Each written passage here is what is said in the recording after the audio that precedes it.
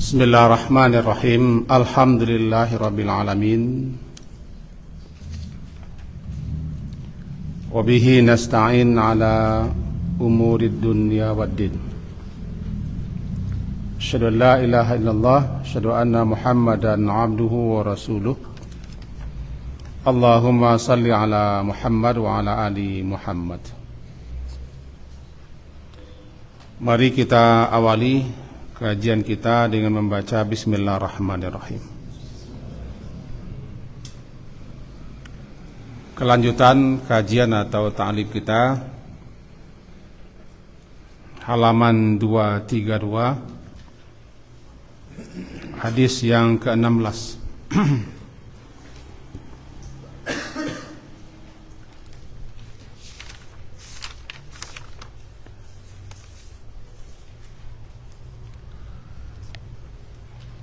Bismillahirrahmanirrahim. An Anas radhiyallahu anhu qala,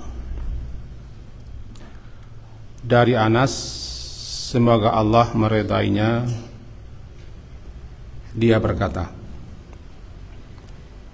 qala Rasulullah, bersabda Rasulullah sallallahu alaihi wasallam, lamma urijabi, tatkala atau ketika urija, aku dimi'rajkan, marartu biqaumin, aku melewati suatu kaum, lahum azfarum min nuhas,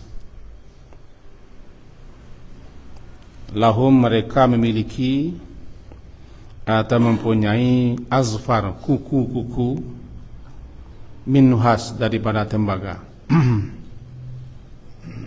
Yakhmishuna wujuhahum, mereka mencakari wajah-wajah mereka, wasudurahum, dan dada mereka. Faqultu, maka lalu aku berkata, man haula'i ya Jibril, siapakah mereka-mereka ini wahai Jibril? Qal, Jibril berkata, haula, mereka ini adalah alladzina ya'kuluna luhuman nas, mereka ini alladzina, orang-orang yang ya'kuluna, mereka memakan luhum, daging-daging manusia, wa yaqa'una fi a'radihim, dan mereka juga menjatuhkan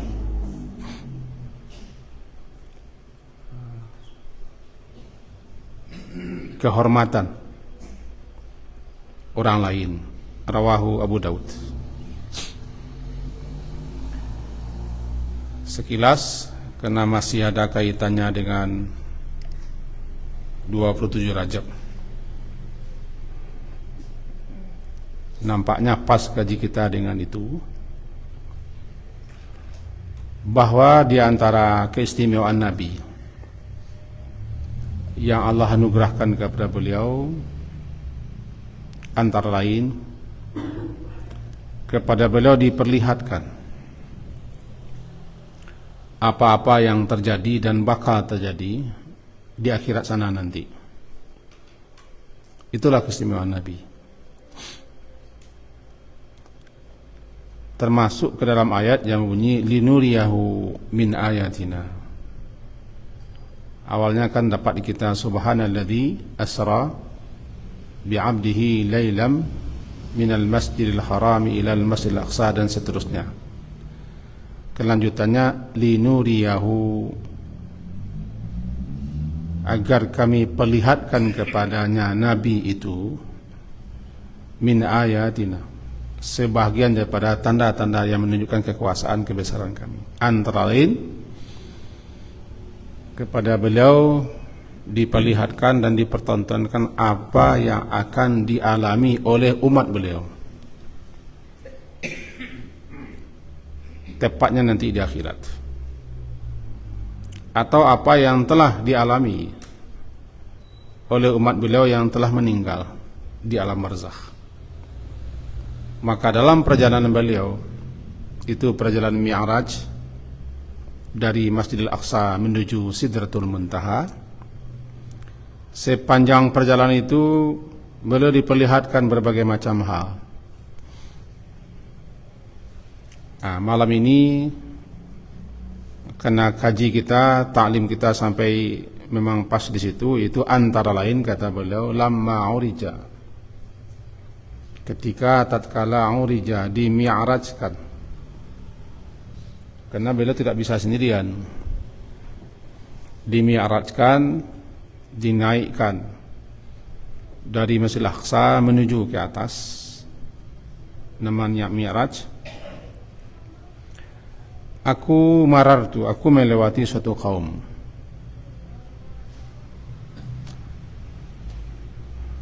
Mereka itu mempunyai kuku-kuku dari tembaga, sebagaimana hadis, lalu mereka cakari wujuhahum, wajah-wajah dan dada mereka. Kita tengok dalam beberapa penjelasan ulama, termasuk syarahannya hadis ini. Peristiwa itu terjadi di alam barzakh atau juga nanti di alam akhirat.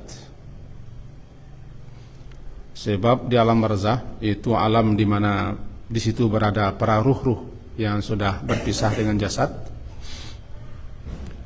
Barangkali sedikit mengingatkan, tatkala ruh diambil, dicabut, dikeluarkan,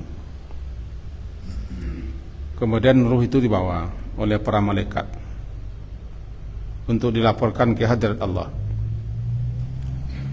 Ada yang diterima dengan baik, disambut dengan baik, bahkan malaikat-malaikat setiap lapisan langit juga menyambut dengan baik, karena roh itu roh baik, harum, dan dipanggil serta disebut dengan nama-nama yang baik. Ada juga yang ruh itu busuk sebusuk-busuknya.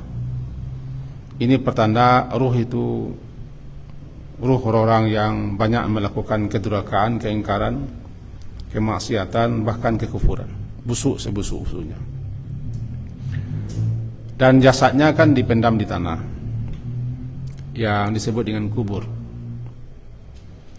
Nah, setelah proses berikutnya, setelah ditimbun jasadnya dalam lahat, lalu ruh yang dibawa oleh malaikat untuk dilaporkan kepada Allah, Allah perintahkan untuk dikembalikan lagi ke bumi untuk menjalani proses berikutnya. Dalam hadis yang enggak panjang dijelaskan, juga tercantum dalam kitab tafsir Ibnu Katsir dan juga dalam kitab Ahkamul Janaiz dan seterusnya, bahwa bisa jadi ruh itu sudah kembali lagi ke bumi, orang masih memandikan atau telah mulai mengapani atau malahan sudah mensalatkan. Ruh tadi dibawa oleh para malaikat.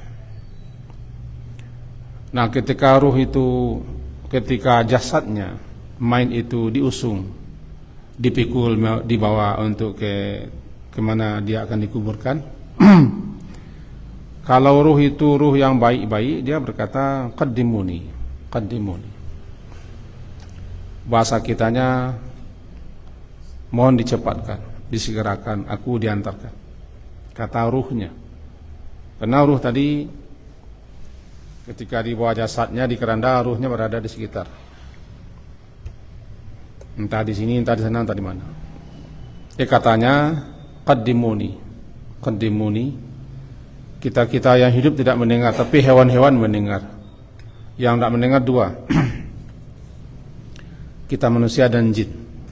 Karena kita dan jin akan mengalami hal yang sama, sehingga tidak diperdengarkan. Kalau diperdengarkan, barangkali kita tidak mau ikut pemilu besok. Qaddimuni. Nah, makanya kita disuruh mempercepat, menyegerakan, mengantarkan jenazah itu. Kalau ruh tadi yang tidak baik, aina tazhabun atau aina yadhhabun, kemana kalian hendak bawa? Jangan dibawa, itu intinya. Aina yadhhabun, kemana mereka bawa aku? Dia tidak ingin jasadnya dibawa ke kubur untuk dikuburkan, karena kalau sudah masuk kubur jasadnya, setelah timbun rohnya pasti masuk. Nah, setelah jasadnya ditimbun, ruhnya masuk ke sela-sela kapan. Nah, proses pertama kan namanya fitnatul qabri. Fitnatul qabri adalah su'alul qabri, pertanyaan yang diajukan oleh malaikat. Selesai proses itu, baru proses itu orang mulai mengalami, ruh tadi mulai mengalami di alamnya kebahagiaan atau kesengsaraan, karena akhirat belum lagi. Maka di alam barzakh ruh-ruh telah mulai merasakan atau menanggung akibat apa yang telah dilakukannya ketika hidup di dunia, di alam barzakh. Di mana alam barzakh kita tidak tahu dan kita tidak diberitahu, tapi barzakh pasti. Dalam Quran disebutkan barzakh itu 2-3 kali. Surat Al-Kahfi, Surat Al-Mu'minun,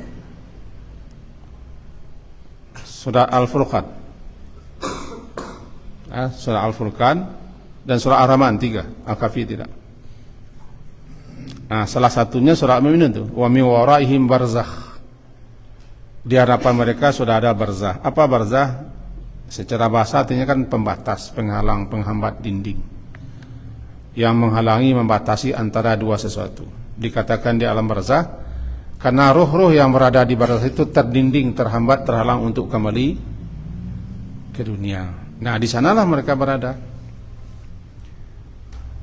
Maka bisa jadi apa yang dilihat Nabi adalah peristiwa-peristiwa yang terjadi di alam barzakh. Ruh-ruh atau kita-kita sudah mulai mengalami akibat. Itu satu. Atau nanti peristiwa akhirat yang memang pasti akan dialami, yang telah ditayangkan oleh Allah kepada Nabi. Kedua-duanya kemungkinan ada. Jadi kata beliau, marartu biqaumin, dalam hadis ini, aku melewati suatu kaum. Berarti orang-orang, banyak orang-orang, kaum. Aku melewati suatu kaum di mana mereka, aku lihat mereka sedang mencakari, yakhmishuna, mencakari, menggaruk-garuk dan merobek-robek, mengoyak-ngoyak wajah-wajah mereka sendiri dan sudur, dada mereka sendiri. Dan itu berulang-ulang terus. Ketika sudah koyak-koyak wajah mereka, karena mereka cakari dengan tembaga besi, itu kuku mereka terbikinnya daripada tenaga besi. Setiap koyak, robek-robek berdarah, nanti pulih lagi. Begitu terus menerus.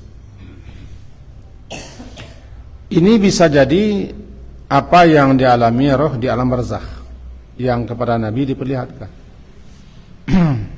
Beliau tidak bisa melihat, tapi diperlihatkan sehingga nampak.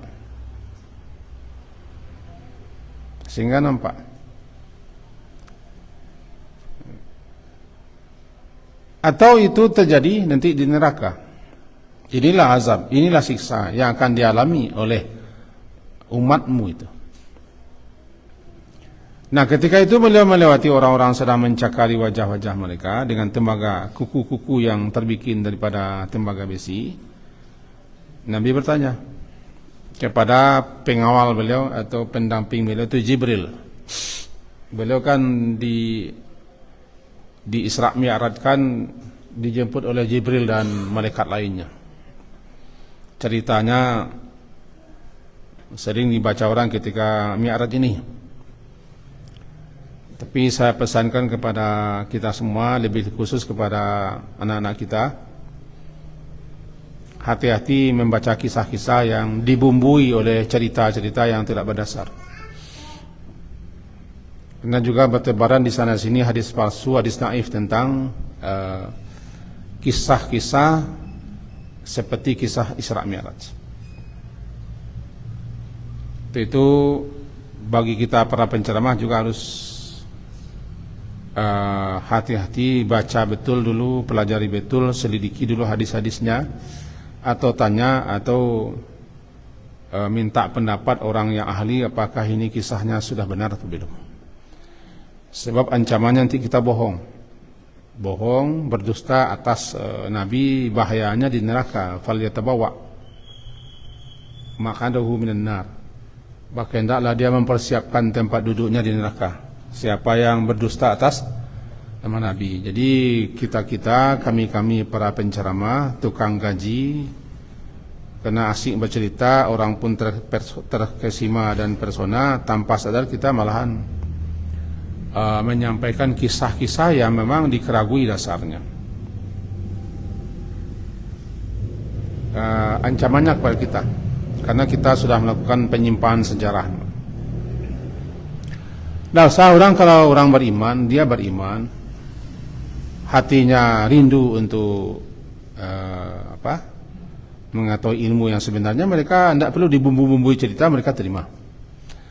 Tapi orang-orang yang datang ke pengajian memang niatnya memang untuk dengar cerita-cerita, lawakan-lawakan atau memang tergantung niatnya.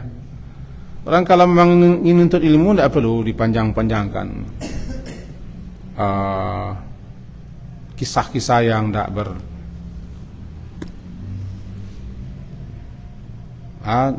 tidak bersandarkan kepada riwayat yang sahih.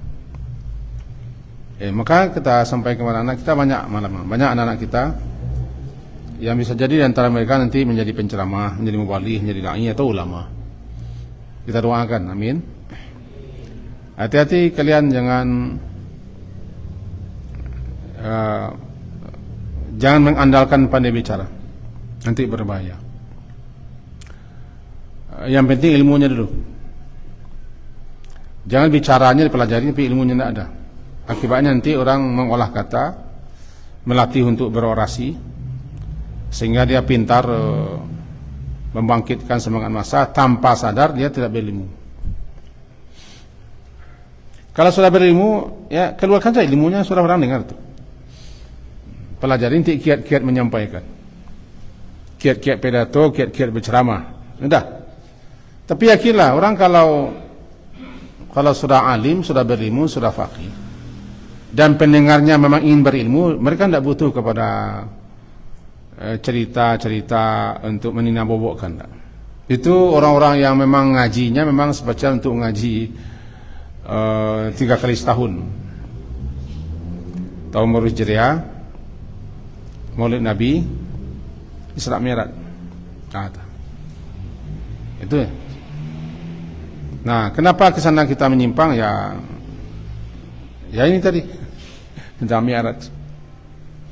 Nah, kembali kita kepada awal. Ini kan hadisnya Abu Daud dan juga diriwayatkan oleh imam-imam yang lain. Nah, mereka ketika ditanya oleh Nabi kepada Jibril yang mendamping beliau dalam perjalanannya, kata beliau kepada Jibril, "Man haula?" Siapa ini haula, mereka ini, ya Jibril? Kata Jibril kan menjawab, haula, mereka ini adalah alladzina, orang-orang yang yakuluna, mereka memakan dengan lahap daging-daging manusia. Ini namanya isti'arah dalam balaghahnya. Artinya apa? Sambal yang enak itu salah satunya daging. Tiba di kita namanya rendang atau kalio, pokoknya daging. sehingga harganya mahal. Orang-orang asing ke negeri kita justru mencari rendang Padang, minimal cancang. Enak-enak, nikmat-nikmat, lezat-lezat, maka tambah. Dipakai istilah ini, namanya dipinjam, istiarah, tasrihiyah, dipinjam untuk menyatakan bahwa menggunjing, menggibah itu enak. Saking enaknya sama dengan makan, sehingga orang tanpa sadar waktunya sudah habis dan banyak pekerjaannya yang terbengkalai, yang tidak selesai karena asik menggibah. Jadi gibah itu kalau ditekuni memang asik, bagaikan memakan daging. Dan orang menggibah itu memang sedang makan daging busuk. Barangkali kita masih segar dalam ingat kita ayat ya ayyuhalladzina amanu ijtanibu katsiran minaz zanni inna ba'da zanni ismu wa la tajassasu wa la yaghtab ba'dukum ba'da ayuhibbu ahadukum ayyakula lahma akhi maitan fakarihtumu. Ayat itu kan menggambarkan bahwa jijik dan bencilah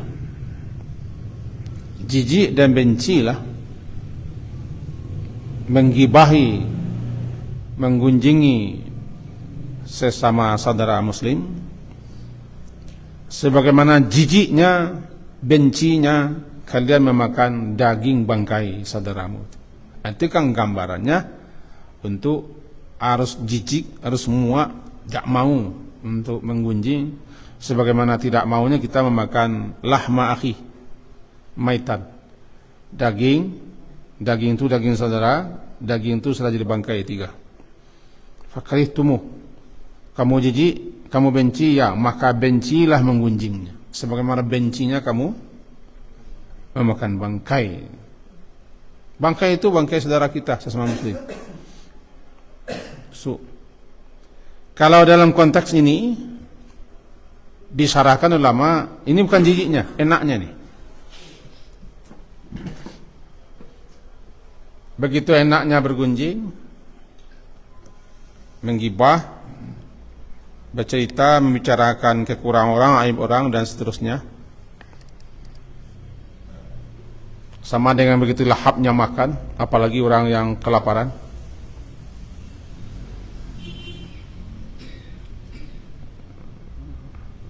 Sambalnya enak, daging asik makan.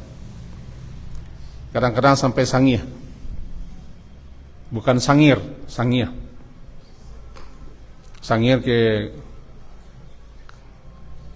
kasal selok pelu. Nah, orang yang menggibah disamakan dengan orang sedang asik makan daging. Apanya kesamaannya? Sama-sama enak. Namanya wajah syabahnya. Wajah syabahnya sama-sama enak, sama-sama nikmat, lezat, melupakan, melenakan, tanpa sadar kita menghabiskan waktu.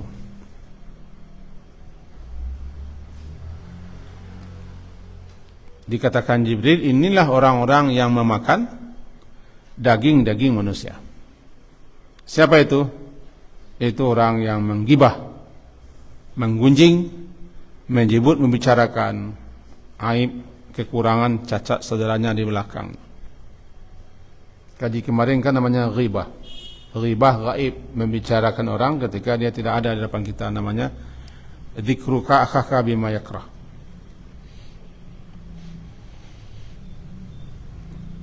Pelajaran berikutnya, nampaknya di sini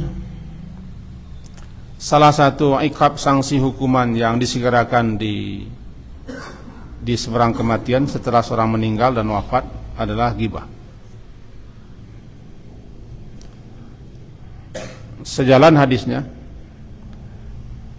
ada 2 yang menyebabkan orang langsung mendapat iqab, sanksi hukuman di di alam kubur. Dan kita sudah tahu, ketika Nabi melewati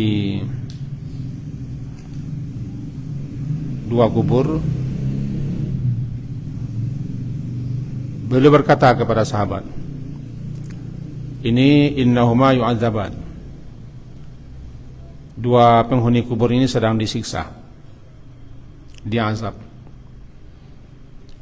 Wa ma yu'adzabani fi kabir, keduanya diazab disiksa bukan lantaran masalah besar menurut pandangan mereka, sebenarnya besar, cuma mereka yang menganggap kecil. Salah satu di antara keduanya itu mereka menggibah, atau dalam lain katakan yamsi bin namimah. Kedua-duanya ada. Pertama menggibah. Menggibah itu membicarakan orang di belakangnya, atau yamsi bin namimah, suka mengadu domba. Karena mengadu domba juga gibah namanya. Nah, salah satu sanksinya atau akibatnya yang akan diterima oleh orang yang suka menggibah dan keenaan menggibah sebagaimana enaknya makan daging, dia akan mencakari wajah-wajahnya dan dada-dadanya dengan kuku-kukunya, yang kuku-kukunya itu dari tembaga. Dan itu akan terus berulang-ulang, tiada henti sampai kiamat atau nanti di akhirat. Begitu berat sanksinya, tapi karena memang enak daging itu. Sama dengan makan, karena enaknya makan, walaupun daging itu pantang atau bisa mengakibatkan darah tinggi atau spanding atau apalagi kolesterol atau apa, atau tensian, tapi kan memang sama daging enak. Orang tidak peduli apa akibatnya, karena bahkan orang yang sering memakan sesuatu makanan yang menyebabkan dia sakit punya semboyan, sakit kalau dagang aja nah. Semboyan gitu, sakit-sakit pikiran sakit selalu jadi makan santuan selalu sakit kalau ube. Ada yang tak peduli. Ya, seakan-akan begitu juga orang menggibah. Karena sisa sanako bekoro dagain. Jadi menganggap sepele ente. Begitu asyiknya. Untuk itu, karena begitu besar hukuman atau siksa yang akan dialami, maka orang yang yakin percaya sajalah yang bisa menghentikan mulutnya untuk menggibah. Kita ingatkan bahwa gibah itu menceritakan sesuatu yang orang tidak suka kita ceritakan. Tadi kan sudah disebut zikruka, engkau sebut-sebut saudaramu bima yakrah, dengan sesuatu yang dia tidak suka. Kan ada sahabat bertanya, yang kami ceritakan itu kan yang memang itu dilakukannya Rasulullah, yaitu yang gibah. Kalau tidak itu dilakukannya, tidak gibah namanya. Kok jatuh? Pak Imam tidak jatuh, Pak Imam tidak tenggibah. Jadi inti kaji kita bahwa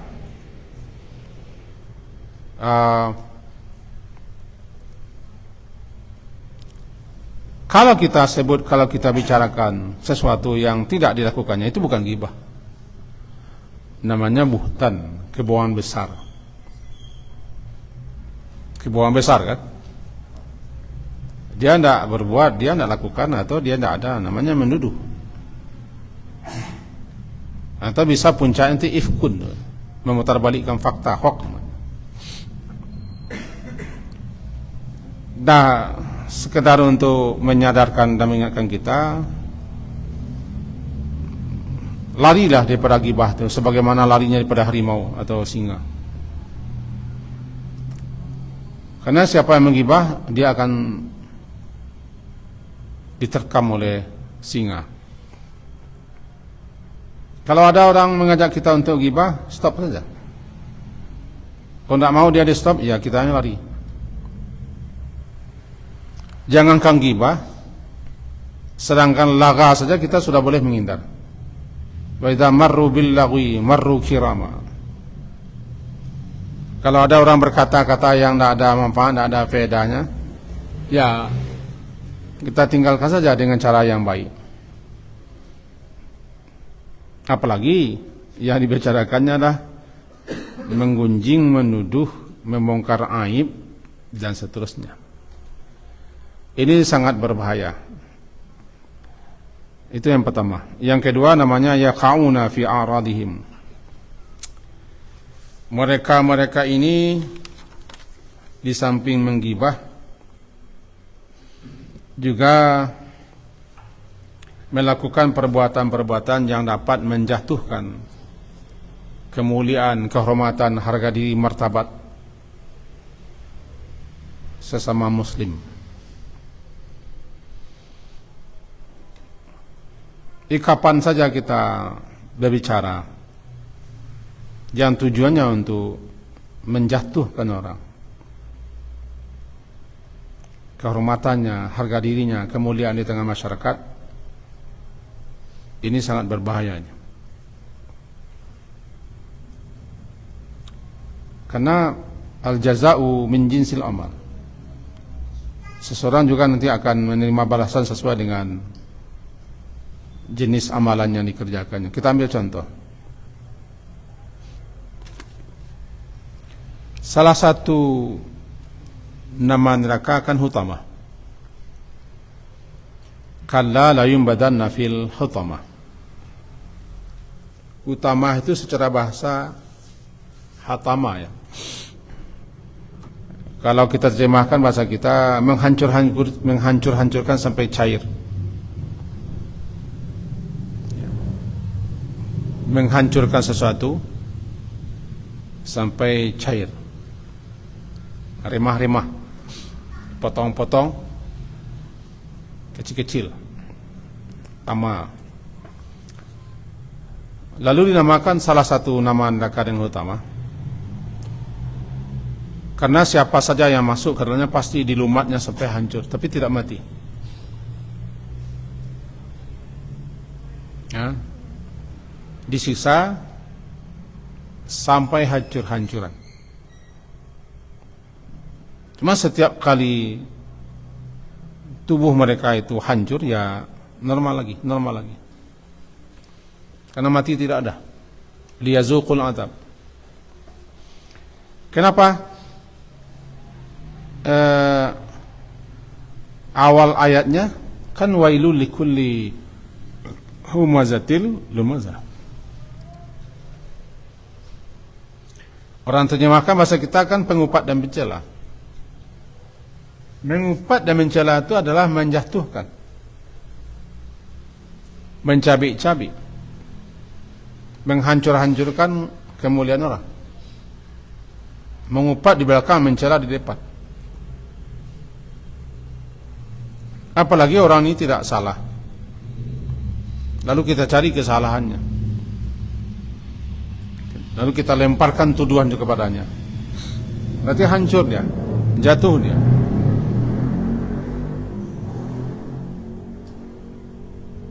Atau kita bongkar kedok rahasianya yang harus ditutupi.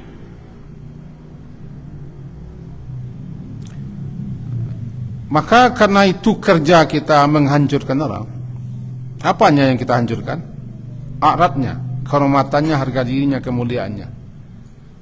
Maka dia nanti juga akan dihancurkan di akhirat dengan hutama. Spesial neraka diperuntukkan untuk orang itu.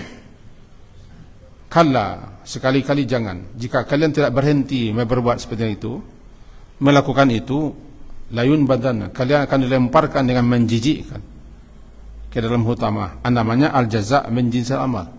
Balasan disesuaikan dengan jenis perbuatan amalan yang kita lakukan. Jadi kalau kita suka menjatuhkan orang, kita akan dijatuhkan. Siapa yang suka memungkar, aib kita akan dimungkar. Ada kata-kata bijak yang harus kita pegang, bahwa kalau ada orang berani membicarakan aib orang, membongkar aib orang, kejelekan orang, keburukan orang di hadapan kita, ingat satu saat aib kita akan dibongkarnya orang lain. Kita ulang kalimat ini. Kalau ada orang rajin dan suka membicarakan kekurangan, aib, cacat, celah orang lain di hadapan kita atau kepada kita, satu saat apabila dia benci, sakit hati, tidak suka dengan kita, aib kita juga akan dibongkarnya. Hati-hati dengan orang ini. Saya ulang yang ketiga kalinya. Bahasa Minang. Kalau ada orang bercerita kawa, menceritakan aib orang, keburukan orang, kejelekan orang, atau rahasia orang, satu saat awak diceritanya ke orang lain, ketika nyoba benci, tidak suka, atau kesal,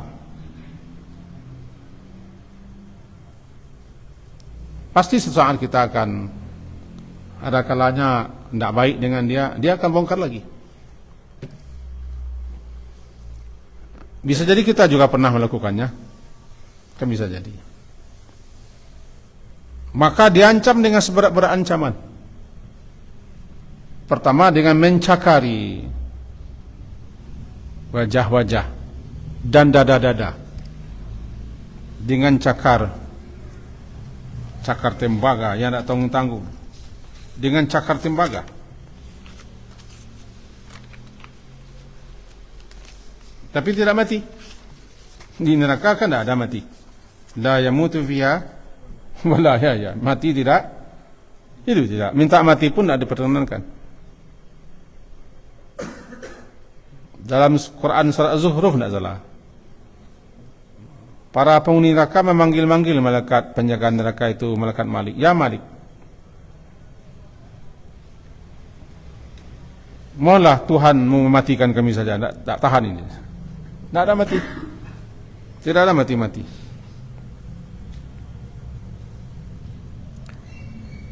Jadi dua hal disebutkan di sini. Dan Nabi dalam hadis riwayat ini memperingatkan kepada kita tentang bahaya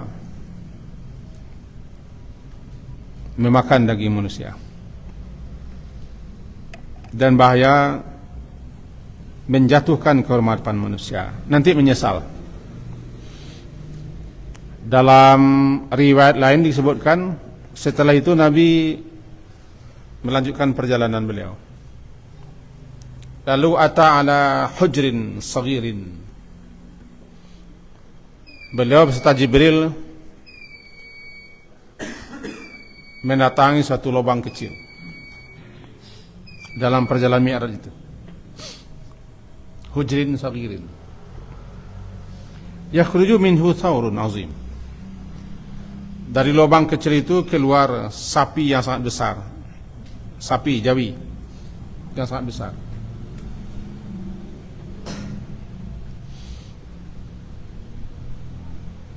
Faja'ala thawru yuridu an yarji'a min haitsu kharaja fala yastati'. Lalu sapi besar itu, taruhlah sapi semental, ingin masuk lagi ke lubang kecil, tidak bisa. Fala yastati', tidak mampu masuk ke lubang jarum. Boleh tambah waktu 2 minit kita? Kan tak binah nak.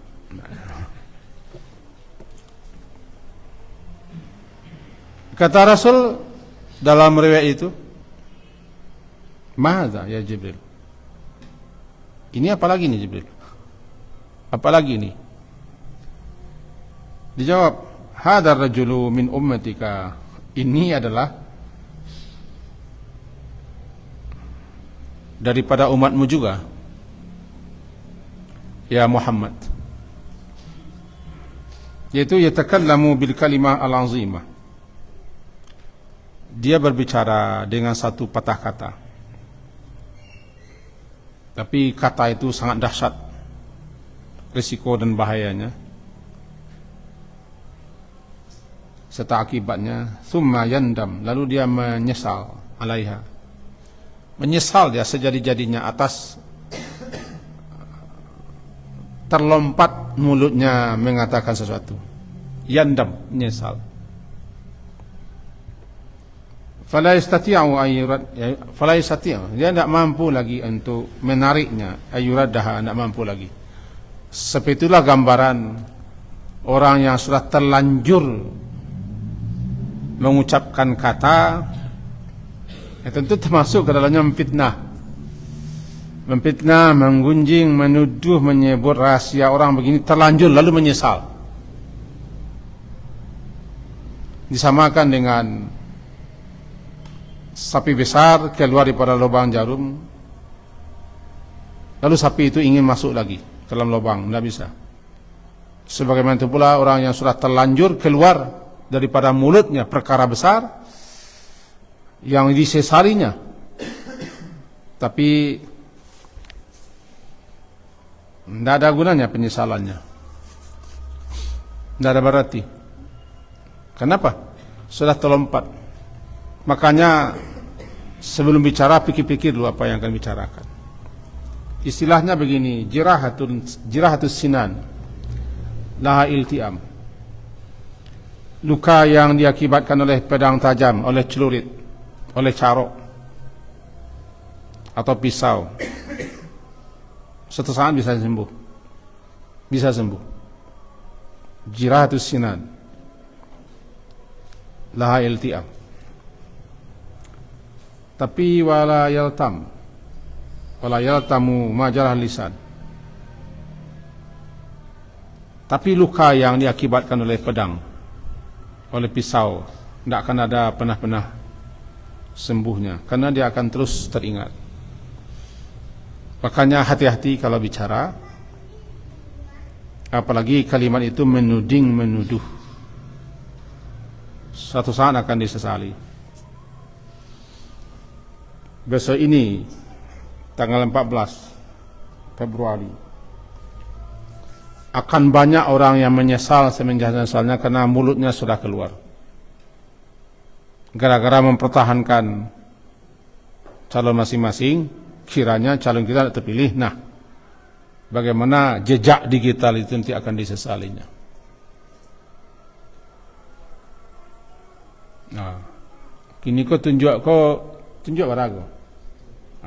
Tunjuk banyak ketunjuk kau ini. Menuduh, mengatakan bagana, begini. Tidak ada obatnya. Luka yang diakibatkan oleh lisan tidak ada obatnya. Menyesal, bagaimana menariknya? Mustahil sapi besar masuk kembali ke lubang jarum. Ini dilihat Nabi dalam perjalanan Mi'raj beliau setelah hadis yang tadi. Setelah hadis berbunyi marartu biqaumin, aku melewati suatu kaum yang mereka mencakari wajah-wajah dan dada mereka. Nah, di bawahnya dalam riwayatnya bahkan dikatakan kemudian beliau datang kepada batu lubang kecil, yang dari lubang itu tiba-tiba keluar sapi besar. Sapi tadi menyesal dia keluar, lalu dia masuk lagi, tidak bisa masuk. Ini kan gambaran bahwa kata kita walaupun kecil tapi bisa besar akibatnya, yang akan disesali. Cuman tidak bisa ditarik lagi. Kaki terlanjur bisa ditarik, tapi mulut terlanjur tidak bisa ditarik. Hati-hati. Jadi inilah malam hari ini apa kita taklim kita untuk sebelum tutup, ya satu yang kita ingatkan bahwa salah seorang sahabat namanya Sufyan bin Abdullah radhiyallahu anhu berkata ke Rasulullah, katanya, ya Rasulullah, ma akhwafu ma takhafu alai, apa yang paling engkau takutkan sekali ya Rasulullah terhadap diriku, kata si Sufyan. Lalu beliau fa'akhadha bilisani nafsi, Rasulullah memegang mulutnya. Kata beliau, hadza, ini yang paling saya takutkan. Hadis riwayat Imam Tirmizi. Ya Rasulullah, apa yang paling engkau takutkan terhadap diriku? Beliau hanya mengambil lidah. Nih, siapapun yang mendengarkan kajian kita malam ini sama kita. Kalau yang terlanjur itu bagaimana lagi? Mari kita minta maaf, sama-sama memperbaiki. Yang akan datang, hati-hati kita mengeluarkan kata-kata, apalagi tujuannya untuk menjatuhkan orang, menjelekkan orang, menyebar-nyebarkan segala macam yang tidak patut, atau malah menuduh-nuduh, nanti menyesal. Kepada orang yang telah pernah menyebarkan yang tidak-tidak, ya hentikan dan tobat, perbaiki, karena luka yang diakibatkan oleh mulut itu tidak bisa sembuh-sembuh. Tidak bisa sembuh. Minta maaf pun kadang-kadang entah mau orang maafkan tidak. Makanya diancamlah mulut itu, sehingga setiap pagi anggota badan kita memana-mana mengingatkan mulut, lidah. Keselamatan kami tergantung kepadamu, wahai mulut. Engkau bengkok, kami bengkok. Engkau lurus, kami lurus. Penyebab masuk surga mulut, penyebab masuk neraka juga mulut. Semoga berfaedah apa yang kita sampaikan. Diakhiri dengan subhanakallahumma bihamdika asyhadu an la ilaha illa anta astaghfiruka wa atubu ilaik. Sallallahu ala Muhammadin wa ala alihi wa ashabihi ajmain. Alhamdulillah. Assalamualaikum warahmatullahi wabarakatuh.